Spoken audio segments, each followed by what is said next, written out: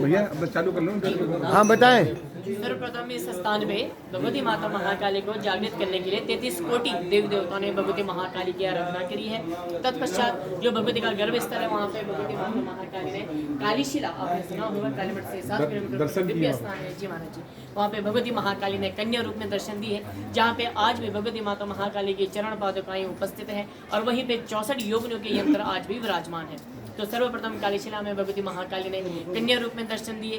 तत्पश्चात भगवती माता महाकाली ने अपने हाथ में अपने प्रिय शस्त्र, जो महाकाली का प्रिय शस्त्र खटवांग, जो कि केदारखंड के 50वें अध्याय में वर्ष द्वारा बताया गया है, भगवती महाकाली का प्रिय शस्त्र का नाम खटवांग है। तो खटवांग को धारण करते हुए भगवती महाकाली ने इस पूरे काली के क्षेत्र में 55 लाख करोड़ की सेना सहित अंत में रक्त बीज का वध किया है। और जब अंत में भगवती महाकाली ने सर्वप्रथम जब द्वंद्व शुरू कर रहे थे तो रक्त बीज ने क्या करा कि जो अपना सेनापति था दुर्मदास और जो उसने राक्षस पूरे विश्व भर से तीनों युग थे, तीनों पातालों से लेके स्वर्ग से लेके तीनों जगहों से उसने जितने राक्षस इकट्ठे किए थे, सारे के सारे राक्षसों को उन्होंने भगवती महाकाली के पास द्वंद्व करने के लिए भेजा। तब दुर्मदास भगवती महाकाली से कहता है, जो कि रक्त बीज का सेनापति था, कि हे मातेश्वरी आप चलिए, आपको रक्त बीज क्षमा कर देगा। तत्पश्चात भगवती महाकाली उनसे कहती है कि रे दैत्या दुराचारा, दुर्मदास से कहा मत एवं युष्माका रक्त बीजानुयायी नाम रक्त बीज शुभे शीघ्र उदो ही प्रभविष्यति। अर्थात भगवती महाकाली से उनसे कहती है राक्षसों से कि रे दैत्य दुराचारी, तुम तो दैत्य दुराचारी हो दुर्मदास, तुम्हारा तो मैं क्षण भर में वध कर दूं।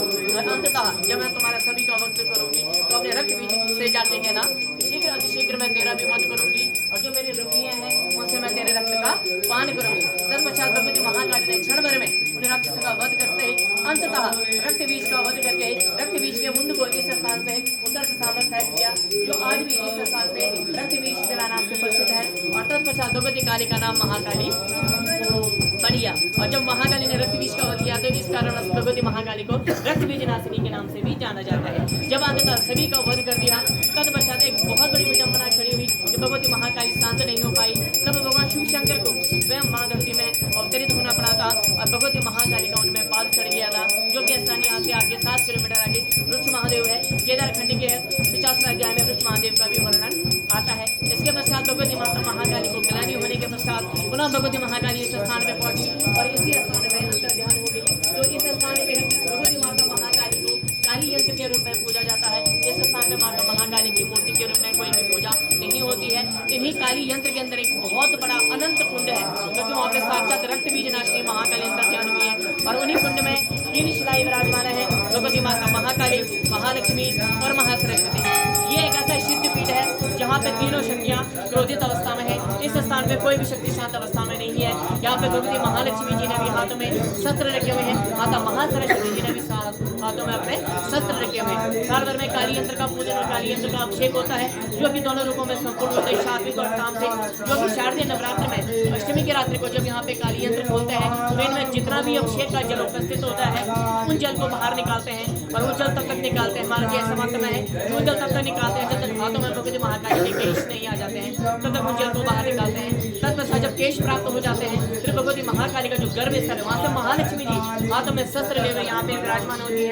पूजन होते हैं, अर्चन होते हैं, अर्घ्य लगते हैं, फिर मदिरा से सबसे बड़ा अभिषेक संपूर्ण होता है। तत्पश्चात यहाँ पे काली यंत्र को बंद कर दिया जाता है और अगले दिन जब नवमी आती है तो नवमी की प्रातः काल को जो रक्त बीज शिला है वो शिला बिल्कुल लाल हो जाती है।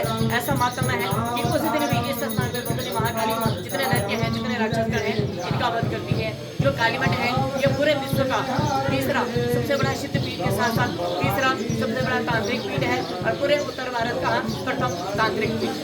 ये जो मैंने आपका व्याख्यान बताया ये हमारा जो 13वां महापुराण है स्कंद पुराण के अंदर खंड आता है केदारखंड, और केदारखंड के 50वें अध्याय में कालीमठ का वर्णन वर्णित है।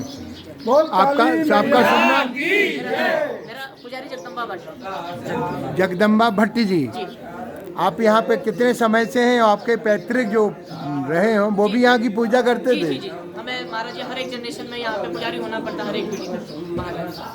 ये 2 तो नवरात्रि होती है, 2 गुप्त नवरात्रि होती है। तो शारदीय नवरात्र में महाराज जी केवल शारदीय नवरात्रि में, 3 नवरात्रि में नहीं होता है। सिर्फ शरणार्थी। बहुत बहुत धन्यवाद आपका। भी यहाँ पे तपस्या की है, गुरु जी जानते, गुरु जी ने भी यहाँ पे साधना की है, भगवान जी ने भी यहाँ पे साधना की है। बोल गुरु भगवान की जय, बोल कालिका मैया की जय, बोल सब पे कृपा करने वाली